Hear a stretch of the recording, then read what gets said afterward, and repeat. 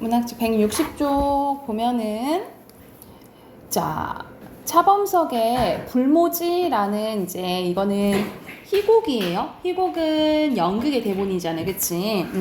그래서 여기서는 불모지 말 그대로 뭐가 나지 않는 곳, 그러니까 황폐화된 땅을 의미하는데 이 불모지가 의미하는 게 뭘까 한번 봐볼게요.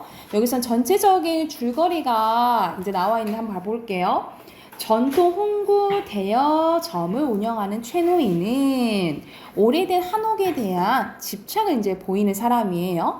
신식 결혼을 성행하면서 우리가 이제 시대가 변화하잖아요, 그치? 그러면서 최노인의 사업은 날로 쇠퇴하고 이제 전통적인 혼례를 올린 사람들이 이제 없어져 가는 거지, 그치?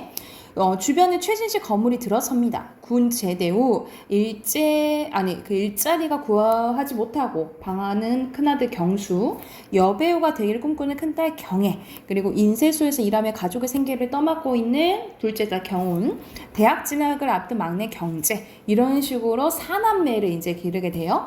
어머니는 그런 자식들을 걱정하며 집을 팔자고 이야기를 하고 결국 다 팔진 않고 집을 세놓기로 합니다. 그러나 최노인이 집을 팔려는 것을 오해한 경수 첫째 아들은 집에 찾아온 복덕방 노인이 턱없는 낮은 가격을 제시한다고 여겨 복덕방 노인에게 폭언을 합니다. 최노인은 경수가 집을 팔지 않고 새로 놓는 것에 불만을 가진다고 또 서로 오해한 거죠, 그렇죠? 경수를 크게 꾸짖고 가족들이 모두 한 통속이 되어 집을 팔 생각을 한다며 화를 냅니다. 경애가, 둘째 경애였죠? 경애가 영화소로부터 사기를 당해 수속금을 잃고 좌절하여 돌아오고 우체부가 경수의 취업 통지, 이 사람 첫째가 취업을 못하고 있었는데 드디어 취업을 하게 된 거야. 이 취업 통지서를 배달하고 가족들이 기뻐하던 그 순간 경수가 형사들 손에 이끌려 오는데 이 형사는 경수가 보석상을 털려고 하다 붙잡혔다라는 이야기를 전하고 다시 경수를 데려갑니다. 그 사이에 경우는 경애가 아까 전에 수속금을 잃었다 그랬잖아요, 그치? 이런 스스로 목숨을 끊었음을 발견하고 최노인은 경애가 남은 유서를 읽다가 크게 절구하면서 이 이야기가 끝나게 돼요. 그래서 여기 배경을 1950년대 이제 후반이라고 생각하시면 되거든요. 우리가 전쟁 이제 직후에 시대가 이제 점점점 변화하면서 아무래도 가장 시대적 변화가 많이 나오는 거 우리가 1970년대잖아, 80년대, 그치? 보통 도시화, 산업화 그 부분도 나오긴 하지만 여기서 이제 거의 여기도 이제 근대화 과정이 되면서 완전 옛날 것에서 이제 신식으로 약간 변하는 그 과정이라고 생각하시면 돼요. 거기서 적응하냐, 못하냐에 따라서 느껴지는 부분과 그리고 아무래도 진짜 뭐 신식 가치관을 갖고 있는 사람이 있다면 전통적인 가치관을 갖고 있는 사람도 있잖아요, 그치? 그거에 대한 이제 차이점도 드러나는 작품이라 보시면 돼요. 자, 제1막입니다. 막이 기본 단위가 희곡은 막과 장이라고 했죠, 그쵸? 그래서 제1막이고요. 자, 무대 한번 봐볼게.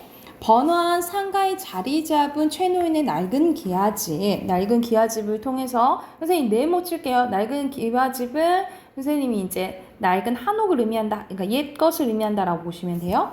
정면에 유리문이 달리고 마루들 사이에 두고 방이 둘 있고 좌편으로 기역형으로 굽어서 부엌과 장독대, 그리고 유리문 저쪽은 가게, 우편으로 대문을 끼고 헛간과 방 하나를 딴 채가 서너평을 목넘는 좁은 뜰하고 에워싸고 웅크리고 앉았다. 해묵은 지붕에는 푸른 이끼며 그리고 잡초까지 자라나 오랜 풍상을 겪어 내려온 이 집의 역사를 말해주는 것 같대. 그래서 여기서는 집의 모습이 어때요? 좋지는 않은 거지, 그치? 그래서 이 부분을 통해서 약간 시대에 뒤처짐을 할 수 있다라고 보시면 돼요. 그래서 밑에 써놓으면 되겠지? 시대에 뒤처지고 퇴락한 집의 모습을 알 수가 있다라고 보시면 돼요. 배경으로 면목이 리스해져 가는 매끈한 고층 건물은 선생님이 동그라미 칠게. 그래서 네모와 동그라미는 대조된다라고 보시면 되겠죠. 엿보이고 좌우편에도 역시 3, 4층이나 되어 보이는 최신식 건물이 들어서서 이 낡은 기와집은 거의 폐가가 이 낡은 기와집을 거의 폐가처럼 멸시하고 있다. 좌편 건물은 아직도 건물 공사가 진척 중에 있는지 통나무를 얽어맨 작업 보조제에 거적대기가 걸려서 건물은 반쯤 가려진 채로다. 이처럼 대차적인 주변의 장애로 말미암아 이 낡은층 안팎에는 온종일 햇볕이 안 드는 탓인지 한층 어둡고 습하며 음산한 공기가 바람처럼 풍겨 나온다. 그러니까는 여기서는 분위기를 알 수가 있는 거죠. 어떤 분위기? 약간 집의 분위기가 좋지는 아는 거야, 그치? 그래서 되게 어둡고 음습하고 이런 것을 알 수가 있겠죠. 때는 초여름 어느 일요일 오전이래. 막이 오르면 질주하는 전차며 자동차 소음이 있다 들려온다. 뜰가에서는 경운이는 둘째 딸이라고 했어요. 함성통에 담겨진 빨래를 빨고 있고 부엌에서 설거지를 하는 어머니의 초라한 모습이 보인다. 좌편 다마리에 마련된 조그마한 화단 앞에 아까부터 최노인이 쭈그려 앉아서 화초며 푸성기를 손보고 있는데 입에 물린 파이프에서 이따금 뱉어지는 담배 연기가 한가롭다.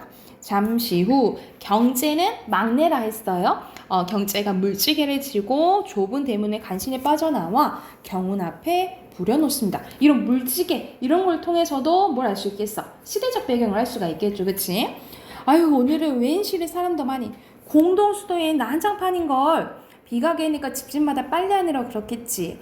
아버지, 우리도 다음에 제발 물 흔한 집으로 옮깁시다. 물 흔한 집이란 고로 발전돼. 여기서 한옥이니까 수도가 돼, 안 돼? 수도가 안 되는 거죠, 그치? 그래서 물 흔한 집은 수도가 연결된 집을 의미한다라고 보시면 돼요. 물만 깃다가 내년 봄에 낙지하게 생겼는걸요. 하루 이틀도 아니고. 그래, 얘 듣지도 돌아보지도 않고 귀담아 듣지 않는 거죠, 그치? 오른쪽으로 가면 얘도 속없이 속없는 소리 잘하긴. 경희 언니 닮았나봐. 누가 이딸 골목구석에 살고 싶어 살고 있니? 살기 싫으면 딴 데로 옮기면 될걸. 왜 그런 개딱지 굴속에 산다는 거요? 무슨 소리냐? 이 집이 어때서? 하면서 여기서는 아까도 말했듯이 최노인은 한옥에 대한 엄청난 이제 집착이 있다라고 했어요. 그렇죠? 약간 이제 집에 대한 집착보다는 뭐 애착? 이렇게 보시면 되겠죠? 아버지나 좋아하시지 우리 식구 중에서 이 집을 좋아하는 사람 누가 있어요? 싫은 놈 언제나 나가라지? 절간에 미우면 중이 나가는 법이야. 우리 이런 말 많이 속담 많이 하잖아요, 그치? 중이 이제 절이 싫으면 떠나야 된다. 이러한 이제 속담인 거죠. 여기서는 중도 없는 절을 못해 쓰게요. 도깨비나 날걸. 도깨비가 나건 노다지가 나건 제 집 지니고 산다는 다행인 줄 알아 이놈아. 다행히로 건덕지나 있어야죠. 뭐야? 하면서 여기서는 딱 집에 대한 생각이 나오잖아. 최노인은 좋아하는데 다른 식구들은 안 좋아하는 거지, 그치? 그 다음 쪽 넘어갑시다. 162쪽이에요. 그럼 물 항아리 더 사놔야겠구나. 항아리 값은 우리 재무장관인 작은 누나가 치고, 작은 누나 이제 경훈 얘기를 하는 거지. 깍쟁이 어머니가 어떻게 물을 기르신다고 그러세요. 아직도 허리를 쓰시긴 거북하시다면서. 괜찮아. 참, 그 고약은 잘 붙였어? 고약이라는 것은 뭐 옛날이랑 뭐 이렇게 볼 수도 있겠죠? 이제 훨씬 부드러워졌어요. 뭐니 해도 그 강약방의 처방이 제일이야. 그 약방에서 이제 지은 거지. 우리가 한약, 이런 약방 같은 것도 옛날 약간 구시대적인 거를 볼 수도 있잖아요. 그치? 그래서 이 약방 다니는 걸 통해서도 약간 과거지향적이고 보수적인 사람이다라는 걸 알 수 있다라고 보시면 돼요. 내 청이라면 친형제 일보다 더 잘 알심이 있게 약을 써주거든. 하기야 이 동네에서 예부터 사귀어온 집은 이제 그 약방하고 우리 집뿐인 거예요. 그러니까는 이 약방이랑 이 최노인 집 빼고는 다 바뀐 거라 생각하시면 되겠죠. 그래, 우리가 이 집에서 산 지가 꼭 47년이고 그 강약방이 40년 되니까 그러고 보면 나도 무던히 오래 살았어. 그러니까 일제강점기 때부터 쭉 살아온 거지, 그치? 이 종로바닥에서 자라서 장가들어 자식 낳고 길러서 이제 환갑을 맞게 되었으니 정말 근 50년 동안 이웃 얼굴 바뀌고 저렇게 집이 들어서는 거 보면 세상 변해가는 모습이 환하게 보이는 것 같아요. 제가 당신에게 시집 왔을 때만 하더라도 어디 우리 이웃에 우리 집 담 넘어서는 집이 있었던가요? 사실이야, 빌어먹을 거 하면서 무슨 집들이 저 따위가 있어? 하면서 아까 전에 앞에서 막 고층 건물들이 있었다 했잖아요. 그치? 이 최노인의 이 고층 저 건물에 대해서 좋지는 않아 보이는 거죠. 그렇죠? 그래서 여기서는 높은 빌딩에 대한 최노인의 적대감을 드러나 있다라고 보시면 되겠죠.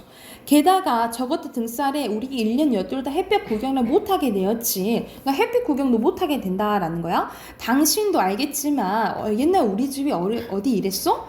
아버지도 세상이 반나절로 변해가는 시대인데요. 변해가는 것도 둔갑하는 것도 상관없지만 글쎄 염치들이 있어야지 염치하면서 이렇게 높게 지은 빌딩이 염치가 없다라고 본 거야. 왜냐면은 햇볕을 다 가려버리니까. 그치? 그러면 이거는 다른 사람들한테 피해를 주는 걸 얘기하는 거죠. 왜요? 객관님들이 이유를 얘기해줘요. 돈을 벌었으면 벌었지. 온 장한 사람들이 내보란 듯이 저 따위로 층층이 쌓아올지 말고 어떻게 이웃에게 피해를 입고 있다는 것을 모르니 말이다. 그러니까는 그래서 염치 없다라고 한 거야. 왜 염치가 없다라고 한 거야? 다른 이웃에 대한 뭐가 없으니까. 배려가 없기 때문인 거죠. 이웃에 대한 배려가 없어서 염치가 없다라고 표현한 거야. 저기 심어놓은 화초며 고추모가 도무지 자라지 않는단 말이야.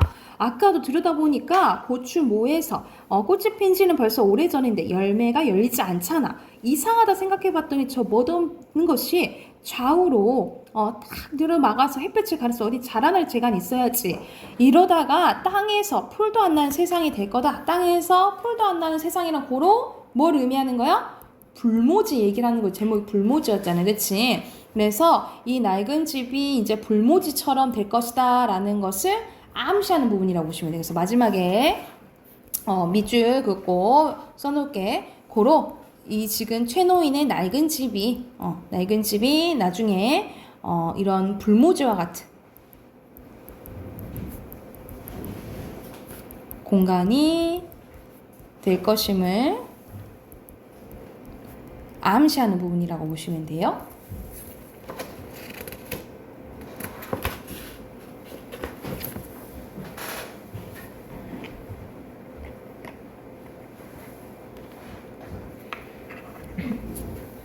자, 한쪽 더 있거든요. 넘겨서. 자, 최노인이 사람이란 염치가 있는 법이야. 있어야 하는 법이야. 제놈이 군대에 갔다 왔으면 왔지. 이걸 누굴 얘기하냐면 첫째 경수 얘기하는 거예요. 경수가 쌤이 취업도 못하고 막 있다 했잖아. 그치? 장남이. 그래서 이제 경수 보고 하는 소리야. 제놈이 군대 갔다 왔으면 왔지. 놀고 먹는 법은 없어. 한두 살 먹은 어린애도 아니고 내일 모레 30고개를 바라보는 녀석이 취직이 안 되고 핑계대고 비슬비슬 놀고만 있으면 돼? 첫째로 경훈이, 둘째한테 미애해서는 그럴 순 없지. 아버지도 오빠인데 속조차 없겠어요? 아무리 일자를 구하려 해도 안 써주는 걸. 사회가 나쁘지 오빠의 무슨 잘못이에요? 사실이에요. 뭐가 사실이야? 나이 어린 누이가 그 굴속 같은 인쇄 공장에서 온종일 줄이고 앉아서 활쪄주는 노동으로 벌어들인 쥐꼬리만 월급에만 의지하는 것이 사실란 말이냐? 나도 가게에 전과 같이 새가 난다며 이런 소리도 않지. 하지만 골목 안 똥개같이 싱싱만 찾는 세상이라고. 그러니까는 세상 사람들이 다 어때? 뭐만 좋아해? 이 싱싱만 좋아한다 이 말이야. 사모관대나 원삼 쪽돌이 따위, 그러니까 옛날 우리 전통적인 헐레를 할 때 필요한 것들을 써 안 써? 안 쓴다 이 말이죠. 이제 소꿉장난으로 아니 장사가 돼야지. 지난 봄철만 하더라도 꼭 4번밖에 안 갔지 뭐야. 그러니까는 말 그대로 일이 4건밖에 없었다라고 보시면 되겠죠. 이럴 때 신식 나이로 면사포나 도벌 장만한다면 또 모르지만 아버지 조금만 기다리세요. 제가 최신식 미즈 면사포 사올 테니까요. 네 말은 이제 매주로 콩을 쓴다 안 믿겠다. 네가 활동사진은 이것도 시대적 배경을 할 수 있는 단어인데 예전에는 영화를 활동사진이라고 했어. 움직이는 사진이라고 해서 활동사진을 했어. 영화배우가 되기를 기다리다가 엉덩이 없는 꼬리가 나게 될게 엉덩이 없는 꼬리가 나겠어. 두고 보세요. 오늘은 꼭 무슨 기별이 있을 테니까. 경혜야 너도 이제 그만하고 바람 좀 잤을 텐데 시집자 공리를 해라. 시시하게 시집이 다 뭐요? 전 시집에 안 가요. 그럼 처녀를 늙을 셈이냐? 속 차려. 영화계로 나선 이상 끝까지 이름을 내고 말겠어요. 오늘 신인 배우 모집 시험 있어요. 언니 자신 있어? 10분지 8구는 확실해. 거의 8, 90% 확실해. 라고 얘기한 거지. 어떻게 미리 하고? 심사위원과 미리 언약이 되어 있어. 약간 뭔가 뒤에 돈을 줬거나 아니면 비리를 저지른 거지. 어머나 영화계에도 사비사비가 있어요. 우리가 싸바싸바라고 하잖아요. 그치? 싸바싸바가 있어요. 싸바싸바라는 것은 약간 뒷거리 하는 걸 의미하는 거죠. 조작하는 거. 실력이 네 고등어가 6이면 되지 뭐. 이거는 뭐냐면 잘 안 쓰는 말이에요. 요즘 잘 안 쓰는 말이거든요. 근데 실력이 네 고등어 6이라는 것은 뭐냐면 실력이 좀 있고 실력보다 더 중요한 것은 고등어라는 거죠. 고등어라는 것은 뭐냐면 일본어로 고등어를 사바라고 한대요. 그러니까는 실력이 4 있으면 뒤에서 싸바싸바 하는 게 유익이 있어야 된다. 오히려 자기 실력보다 싸바싸바 하는 게 더 중요하다. 이 얘기를 하는 말이라고 생각하시면 돼요. 실력이라니 언니가 언제 연기 공부를 해봤수? 영화에 무슨 연기가 무슨 필요가 있니? 우선 여배우가 되려면 마스크가 개성적이면서도 아름답고 육체미가 있으면 됐지 뭐. 그렇지만 얼굴만 예뻐도 안 된다던데요? 라고 하니까 누가 그래? 영화 잡지에서 읽었어요. 그야 전혀 연기력도 없는 것도 곤란하지만 용모가 제일이지 하면서 얘는 이제 영화 배우가 되려고 했는데 결과적으로 마지막에 사기당해서 이제 자살하게 되잖아. 이런 이제 비극적으로 끝나는 이야기라고 생각을 하시면 돼요. 그래서 여기서는 주제가 전체적으로 뭐라 생각하면 되냐면 이런 근대화 과정에서 가치관의 이제 변화로 적응하지 못하는 이제 가족들의 이야기가 나온다라고 생각하면 돼. 그래서 해당하는 문제 풀고 답 확인할게요. 그래서 161쪽부터 지금 166쪽까지 문제 풀게.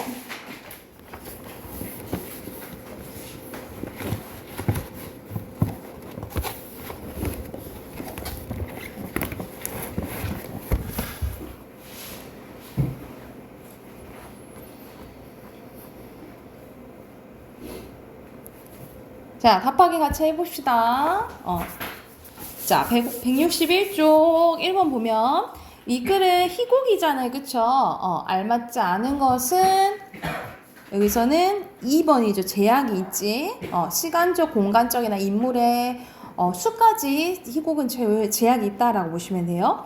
그리고 2번에 기억에 가장 적절한 거, 기억은 무대에 대한 설명이야. 가장 적절한 것은 5번이 되겠고요. 그리고 니은은 속담이라 했잖아. 그치? 속담이 아닌 것은 3번이라고 보시면 되겠죠. 절간같이 뭐냐면 직유법이지. 그치? 자, 넘겨서 163쪽 경우는 얘는 생계를 다 책임져주는 완전 효녀잖아. 그치? 4번에 1번이고요. 그리고 5번의 기억 부분은 고약 이 부분인데 이걸 통해서도 과거지향적으로 알려줬죠? 4번이고요. 5번에 4번. 그리고 6번에 니은 말세에 대한 사전적 의미 나와 있어. 알맞지 않은 것은 여기서는 2번이죠. 받아들이는 거 아니죠. 그죠? 자, 165쪽 갈게요. 165쪽에 7번에 기억과 같이 말한 이유는 취업을 안 해서지. 그쵸? 아들 경수가 7번 1번이고요. 그리고 8번에 경애에 대한 설명으로 알맞지 않은 것은 1번이고요. 그럼 남 지금 욕하는 건 안 나와 있지? 그리고 9번에 불모지에 대한 상징하고 적절한 거. 이거 보기 내용 잠깐 봐볼게. 선생님이 배경이 1950년대 후반이라 했잖아요. 1950년대는 새로운 문명과 서구화에 의해서 9세대가 쇠퇴하던 그 시기이기도 합니다. 9세대의 몰락은 곧 새로운 세대의 성장과 맞닿아 있어야지만 전쟁 후의 공공함이에요. 신세대에게도 성공해주지 않았대요. 그러니까 여기서는 9세대만 힘들고 신세대는 괜찮고 그런 게 아니야. 9세대도 힘들고 신세대도 힘들었다. 이 내용을 하고 만들고 싶은 거지. 그래서 마지막에 경애도 힘들잖아요. 그렇죠? 자식들 다 힘들잖아요. 그죠? 그래서 가장 적절한 것은 1번이라고 보시면 되겠죠. 자, 넘겨서 166쪽. 수요가 166쪽? 166쪽. 자, 빈칸 넣을게요. 자, 여기서 최노인이 들어갈 거 고층 건물이고요. 그리고 오른쪽에는 부정. 그리고 시대적 배경은 여기서 알 수 있는 시대적 배경은 전쟁이 끝나고 도시가 급격히 재건되고 있는 거고요. 그래서 이 부분은 옛날 전통적인 삶이죠. 그리고 불모지는 9세대, 신세대 따로 볼 수가 있는데 사회의 변화에 적응하지 못하고 신세대도 확실히 뿌리내지 정착하지 못한다 이렇게 보면 되겠죠. 그래서 불모지는 그렇게 봤을 때 전쟁 후에요. 전후사의 빠른 변화 속에서 구세대와 신세대 모두 안정적인 삶을 영인은 이렇게 이끌어가는 걸 이야기해 어려운 척박한 현실을 의미한다라고 보시면 됩니다. 이렇게 됐을까요? 그럼 비문학 꺼내봅시다. 비문학 선생님 숙제 하나 내줬을 텐데 어디 피시면 되냐? 148쪽 피시면 돼요. 148쪽이 아니라 152쪽이다. 152쪽. 키네틱 아트 8차례 맞죠? 숙제 맞지? 자, 같이 한번 봐볼게. 수혁아, 비문학 보고 있죠? 그렇죠? 자, 키네틱 아트란 무엇일까? 여기서는 개념 바로 나오네요. 키네틱 아트는 움직임을 의미하는 그레이서인 키네틱 코스에서 유래한 말로 움직임을 중시하거나 그것을 주요 요소로 하는 예술 작품을 키네틱 아트라고 한대요. 키네틱 아트는 산업혁명에서 비롯된 대량 생산과 기술 발달로 인해서 급격하게 기계 문명 사회로 변화된 시기의 배경을 추려했는데 여기서는 그러면 키네틱 아트가 나오게 된 배경 의미하는 거잖아, 그치?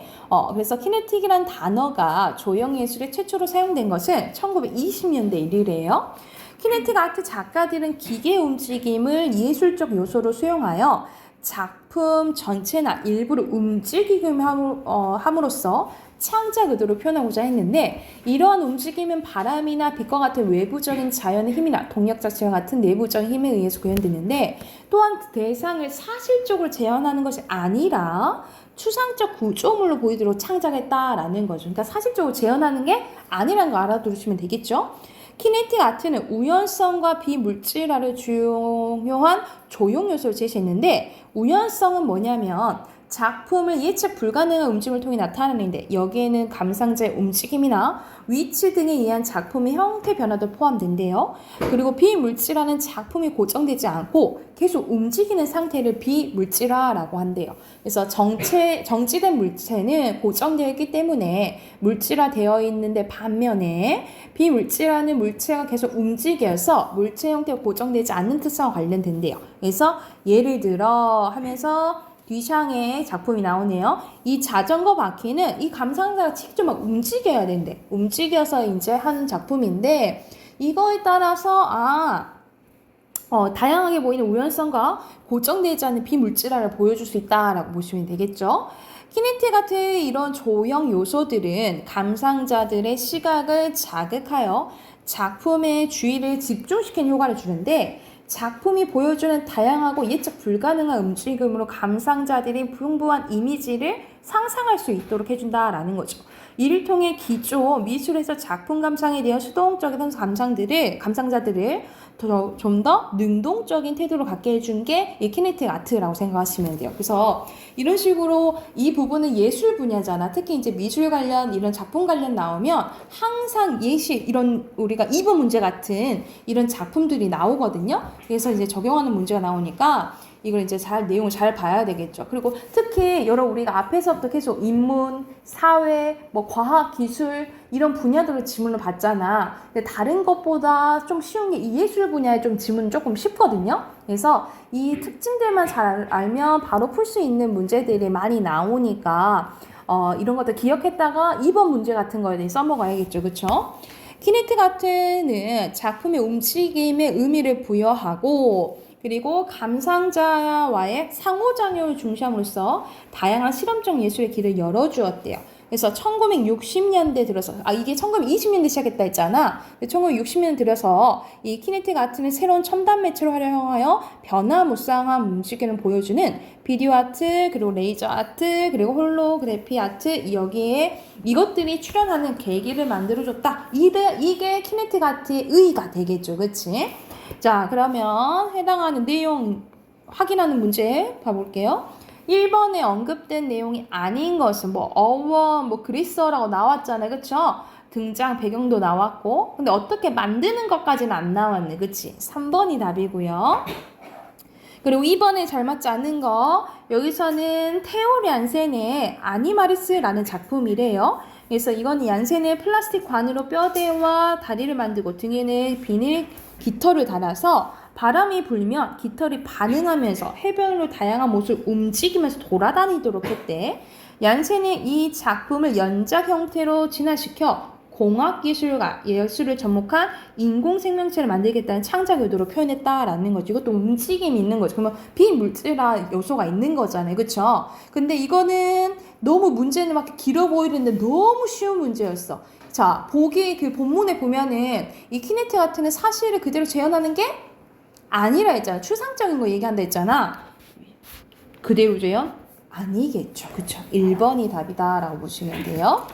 자, 뒤에 내용 확인해 볼게. 문답. 자, 1번은 순서대로 이렇게 표시하시면 되고요.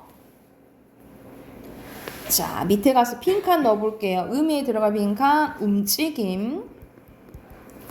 그리고 기계의 움직임. 그리고 내부적. 그리고 비물질화. 시각. 자극, 그리고 실험적 이라고 보시면 돼요. 자, 빈칸 다 넣었으면 오른쪽 어휘로 갈게요. 자, 어휘 순서 1번에 급격, 그 다음에 출현, 3번에 동력, 4번에 예측, 5번에 조형이에요. 그리고 붙게 하는 거 고점 맞죠? 그리고 자극도 맞고요. 그리고 여기서는 부여하는 걸 붙여준다 했잖아. 부여가 더 맞겠네. 따위를 붙여놓은 거 부여. 의무가 아니고. 그리고 결정적인 이런 것을 계기라고 하죠. 결과가 아니에요. X. OOXX예요. 자, 뒤이어서 하나 더 더할게. 156쪽 보면은 신라의 범종에 대한 내용이 나오거든요. 이것도 159쪽까지 문제 풀고 답 확인 바로 해볼게요.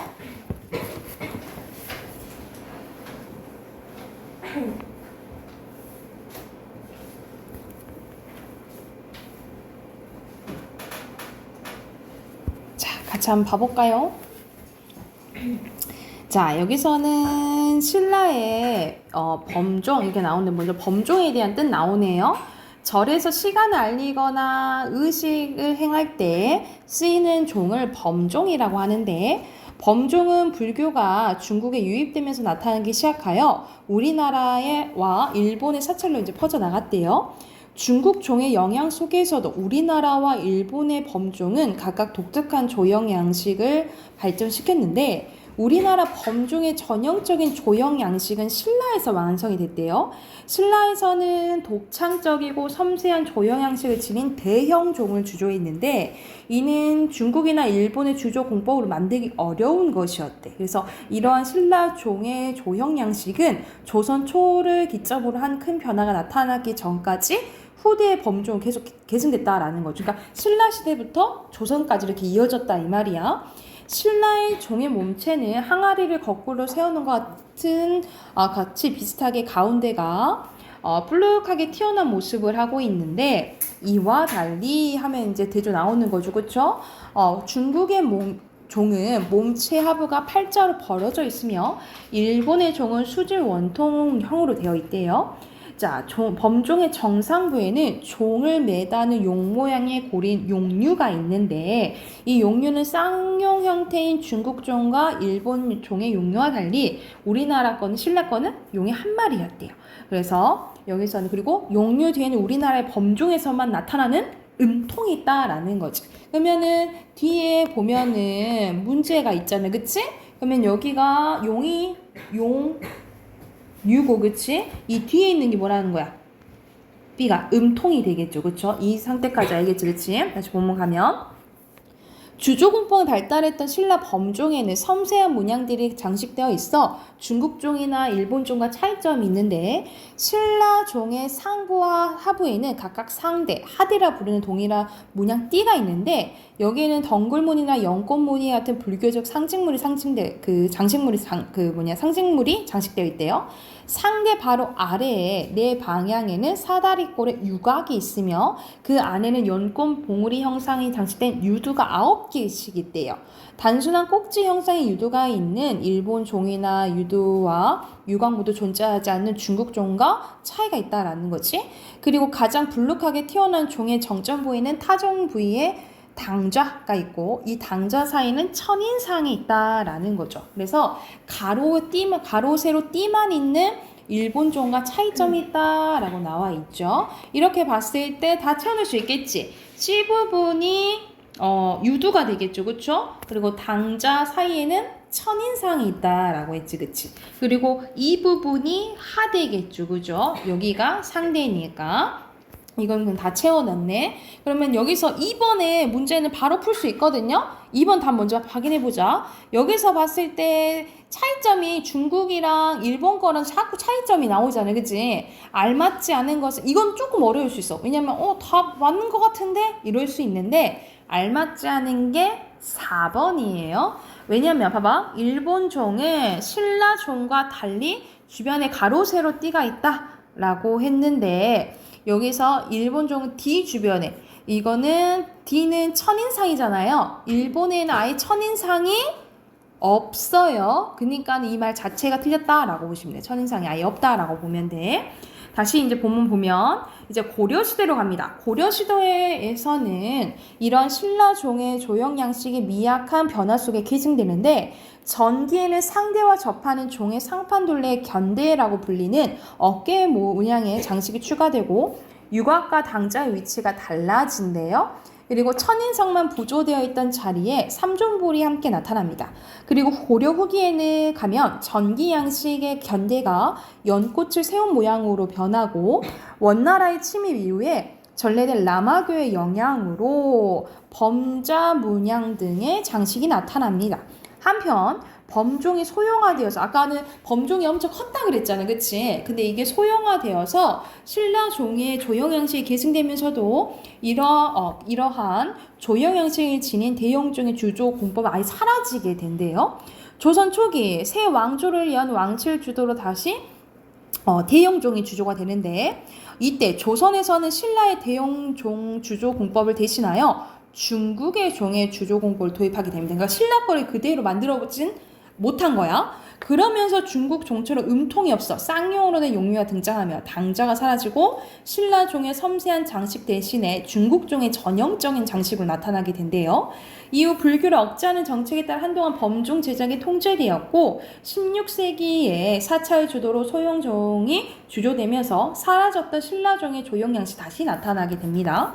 이후 그런 호남 양식과 복고 양식이 병립되다가 같이 쓰이다가 복고 양식이 사라지면서 우리나라 범종을 쇠퇴하게 된다라는 내용이에요. 그래서 이거 이제 여러분이 나중에는 이제 한국사 이제 배우게 되면 문화 파트 이제 배우거든요. 거기에서도 이제 범종의 이제 내용이 나올 수도 있는 이제 부분인 거지. 그래서 여기서는 전체적인 종 모양인데 특히 신라 종이 되게 뛰어났다 이 내용인 거죠, 그렇죠? 여기서 1번의 내용이 일치하지 않는 거. 답은 1번인데 고려시대 때 원나라의 영향 받았다 했잖아요. 그치? 받지 않았다라는 부분이 틀렸죠. 자, 뒤로 넘어가서 문단 확인, 내용하는 거 확인해 볼게. 1번에 맞고요. 2번도 맞고요. 3번에 수직 원통은 일본 종이 그랬다 했지, 그치? X. 그리고 4번 맞고요. 5번에 고려 정기가 아니고 여기서는 고려 전기 때예요. 고려 전기가 아니지, 그치? X. 그리고 6번도 대형종 나중엔 아니라 했죠? X라고 보시면 되겠죠? 그리고 중국과 일본의 범종과 비하여 신라의 범종 몸체가 어떤지에 대해서 나오는데 종 모양은 여기 나와 있죠? 여기 두 문장 쓰시면 돼요. 신라의 종 몸체는 항아리를 거꾸로 세워놓은 거 비슷하게 가운데가 불룩하게 튀어나왔는데 중국의 종은 몸체 하부가 팔자로 벌어져 있고 일본의 종은 수직 형통의 원통형이다. 여기 두 문장 쓰시면 되겠죠? 그리고 빈칸 넣어볼게. 자, 먼저 왼쪽부터 넣을게요. 여기서는 팔자고요. 그리고 신라 빈칸 넣으면 음통이 있죠? 그리고 항아리를 거꾸로 세워놓은 모양이라 했고, 그 다음 빈칸 불교죠. 그 다음에 연꽃, 봉우리, 그 다음에 천인상이죠. 그리고 일본의 범종 빈칸 넣을게. 수직 원통 모양이라고 했어요. 그리고 어휘 봐볼게요. 빈칸 다 넣었나요? 어휘 봐볼게요. 자, 1번에 미음, 2번에 디귿, 3번에 리을, 4번에 기역, 5번에 니은 되겠죠? 6번에 미약, 7번에 견대, 8번에 범자, 9번에 억제, 10번에 계승이에요. 오케이. 이거는 내일 이어서 하고요. 문법 우리가 내일 월말 평가 보잖아요. 선생님이 문장의 구조 부분 나온다 했는데 그거 잠깐 복습하게요. 선생님이 그거 한번 다시 한번 조금 내일 시험 보니까 다시 한번 설명 조금 해줄게. 그래서 여기는 몇 쪽 피시면 되냐면 68쪽 잠깐 펴보자. 68쪽.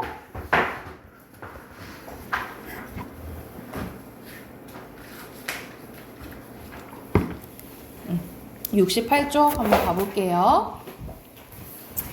자, 우리가 선생님이 이제 문장 성분이 이제 기본이고 그거에 대해 이제 문장 구조 부분만 선생님이 시험 문제 낸다고 했는데 우리가 문장은 크게 두 가지로 나뉘어진다 했어요.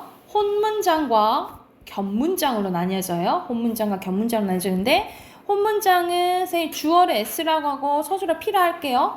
주어 서술어가 하나 있는 게 혼문장이고 겹문장은 주어 서술어 뭐 이런 이상으로 두 개 이상 주어 서술어가 두 개 이상이면 겹문장이라고 했어요. 근데 특히 선생님이 뭐를 중심적으로 보라고 주어는 생략되어 있는 경우가 많으니까 서술어를 보라 했어. 서술어가 두 개 이상이면 겹문장이에요. 그래서 서술어 예를 들어 서술어 올 수 있는 게 뭐야? 형용사랑 동사랑 서술격 조사 이다 이거를 세야겠죠? 형용사, 동사, 서술격 조사 이다를 세워봐서 두 개 이상이면 겹문장이라 보시면 된다고요. 자, 근데 이 겹문장은 또 선생님 두 가지로 나뉘어진다 했지. 관련된 주어, 서술어, 관련된 주어, 서술어 이런 식으로 연달아 오면 이어진 문장이라고 했고 관련된 주어 서술어가 떨어져 있고 또 다른 주어 서술어가 하나의 문장 성분처럼 쓰이면 아는 문장이라 했어요. 특히 이거는 안긴 문장이라고 부르고 문장이라고 하기에는 좀 적어서 절이라고 부른다 했어요. 그래서 이 절의 역할에 따라서 무슨 절을 아는 문장 이렇게 이제 부른다고. 그래서 이것을 아는 문장이라고 얘기한다라고 생각을 하시면 됩니다. 그래서 여기서는 결합 방식에 따라서 이어진 문장, 아는 문장 이렇게 나눠진다라고 생각하면 돼. 먼저 이어진 문장에 대한 설명 보면 이어진 문장은 말 그대로 관련된 주어 서술어 이런 식으로 오면 이어진 문장이라 했죠. 근데 앞뒤 문장 바꿨을 때 의미 변화가 없으면 대등하게 이어진 문장이라 했어. 같은 등급인 거야. 그래서 의미가 크게 나열, 대조, 선택이 있어요. 이거는 이제 연결 어미로 나열, 대조, 선택을 나타내는 연결 어미로 힌트를 얻으면 돼. 여기서는 지만, 거나 이렇게 나왔잖아. 그치? 근데 뭐뭐하며, 뭐뭐하고 라는 연결 어미가 나오면 나열, 뭐뭐하지만 뭐 이런 거면 대조, 뭐뭐하거나 뭐뭐하든지 이런 것들이 나오면 선택이라고 보시면 돼요. 그러니까는 종속적으로 이어진 문장을 연결하는 문장 연결 어미는 많기 때문에 이렇게 나열, 대조, 선택 이거를 외우면 되겠죠. 이것 연결 어미가 나오면 대등이라고 힌트를 얻으시면 돼요. 그래서 고며, 같지만 거나 든지 이게 나오면 어떻게 이어진 문장? 대등하게 이어진 문장이라고 보시면 되겠죠. 그래서 이건 앞뒤 순서 바꾸면 의미 변화가 없다고. 그리고 종속적은 앞뒤 문장 바꿨을 때 의미 변화가 있겠죠. 그래서 달라지긴다라고 생각하시면 되고, 크게 관계는 원인과 결과, 인과, 조건, 목적, 가정, 배경 이렇게 있어요. 그래서 뭐뭐 해서 먹어서 원인인 거죠, 그렇죠? 뭐뭐 하면 조건, 뭐뭐 하려고 목적, 뭐뭐 하더라도, 뭐뭐 할지라도 가정, 양보, 뭐뭐 하는데 배경이에요. 그래서 이러한 연결어미가 쓰이면 종속적으로 이어진 문장이라고 힌트를 얻으시면 됩니다. 여기가 됐을까요? 여기까지가 이어진 문장이고, 넘겨서 어디로 가면 되냐면 아는 문장으로 할게요. 172쪽이에요. 72쪽 아는 문장. 아는 문장은 관련된 주어와 서술어 떨어져 있고, 그치? 관련어, 또 다른 주어와 서술어가 하나의 문장 성분처럼 쓰이는 거야. 그래서 문장 성분은 뭐어로 끝나잖아요. 그런데 단어라고 하기엔 주어 서술어가 있으니까 개념이 커. 그래서 이거를 뭐라 부른다 이 말이야. 절이라고 부른다 이 말이야. 그래서 이 절 역할에 따라서 무슨 절을 아는 문장이라 부르는데 크게 몇 가지 있다고요? 5가지 있어요. 이건 5가지가 있어. 이 절의 역할에 따라서. 그래서 자, 크게 명사절, 관형절, 부사절, 서술절, 인용절 이렇게 5가지가 있어요. 자, 먼저 명사절 봐볼게. 명사절은 말 그대로 명사 역할을 하는 거야. 그래서 주어 목적어 역할을 하면은 명사절이라고요. 그래서 대표적으로 여기서는 전성어미가 쓰여야 돼. 선생님 아까 전에 이어진 문장에서는 연결어미가 쓰인다 했잖아, 그치? 근데 여기서는 성질을 바꾸는 전성어미가 쓰인다라고 보시면 돼요. 그래서 전성어미, 음이나 기가 쓰이면 명사절이라고 힌트를 얻으시면 돼요. 봐봐. 여기서 범이님 했을 때 미음 쓰였죠? 그리고 니가 오 기 쓰였죠? 이런 식으로 음이나 기가 오면은 명사절이다 라고 힌트를 얻으시면 되고, 관형절은 말 그대로 관형어 역할을 하는 거예요. 그러면 체언을 꾸며줘야겠지, 그치? 그래서 책이긴 책이는 어떤 책이야? 내가 친구에게 선물 받은 책이잖아. 이런 식으로 은이나 여기서는 던이 쓰였죠? 그래서 은, 는, 을, 던 이러한 또 전성어미가 쓰이면 이거는 명사형 전성어미라 부르고요. 이거는 관형사형 전성어미라 불러. 이런 것들이 쓰이면 또 관형절이라고 힌트를 얻으시면 돼요. 그리고 부사절은 나머지 걸 꾸며주는데 보통 서술어 꾸며준다라고 보면 돼. 눈이 사라졌어. 근데 어떻게 사라졌어? 흔적도 없다. 주어 서술어가 사라졌다는 서술어 꾸며주죠? 이러면 부사절이라고 보면 돼. 특히 여기서 부사엔 또 전성어미가 있는데 여기서는 이가 쓰였죠? 그래서 뭐 생각하면 되면 이게 도록 생각하면 돼. 이게 도록이라는 부사형 전성어미가 쓰이면 부사절이다 라고 힌트를 또 얻으시면 돼요. 이게 도록이야. 자, 그 다음 마지막 서술절 가볼게요. 서술절은 앞에서 명사절, 관형절, 부사절은 전성어미가 있었잖아. 그렇지? 이런 식으로 전성어미가 있었는데 이건 힌트가 따로 없고 그냥 주어가 2개고 서술어가 하나면 뒤에가 서술절이라고 봐요. 다시 한번 주어가 2개고 서술어가 하나면 뒤에가 무슨 절이라고? 서술절이다 라고 보시면 돼요. 그래서 토끼는 길다. 근데 뒷발이 길대. 그러면 이 뒤에가 서술절이라 본다라고 보시면 돼요. 그래서 이건 주어가 2개에 서술어가 하나면 무슨 절? 서술절을 아는 문장이라고 보시면 되고, 자, 인용절은 말 그대로 인용, 다른 말을 가지고 오는 거야. 그래서 태연이는 나에게 말했대. 나에게 내가 청소를 할게. 라고는 직접 인용격, 여기서는 이걸 뭐라 부르냐면 조사라고 불러요. 라고는 조사야, 조사.